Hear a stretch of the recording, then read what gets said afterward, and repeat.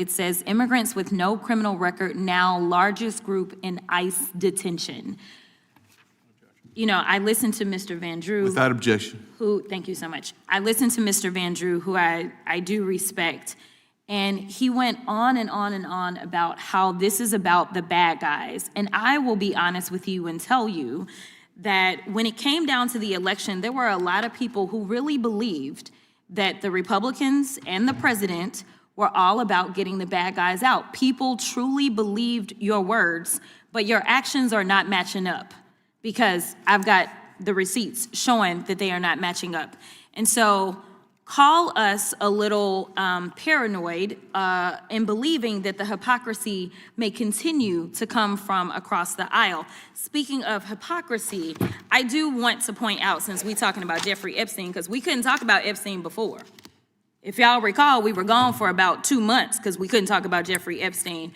And now everybody wants to act as if they want to have like a real honest conversation about the victims and the survivors and everybody else. Where was this conversation a long time ago? And I know that y'all love to go back and say that Joe Biden didn't do it. You know, Joe Biden is blamed for everything. Joe Biden didn't do anything, and it was Joe Biden's fault, and why wasn't Joe Biden? Joe Biden didn't campaign on it. I just want to be clear. If y'all can run me the tape, then run me the tape. But you know, when you campaign and you go out and you make a promise, then we evaluate whether or not you actually meet your promises. So listen, this was rope that y'all decided to hang yourselves with because the president campaigned on the Epstein files while we were campaigning on things such as affordability. We were campaigning on the things that now people are complaining about, right? Because of the tariffs and the fact that you guys won't say anything and tell the president, hey, sir, tariffs are taxes. We as Republicans, we usually don't like taxes. And guess what? That's gonna make everything unaffordable. So now he's gonna be our big savior, and he is gonna reduce the price of foods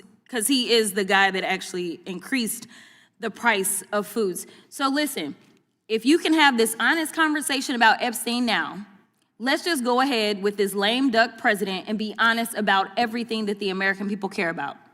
They care about affordability. They care about the fact that literally people are starving in this country because we have 42 million people, and I don't remember any one of you during that almost 2-month break deciding to go on faux news or any other news outlet and say, you know what, it is wrong to have 42 million people that are relying on $6 a day to eat, and we have the money because somehow our president was able to find under the couch cushion, the one that JD wasn't sitting on, under the couch cushion, he was able to find 40, how much did he find to send to Argentina? 40, there we go, 40 billion to send to Argentina.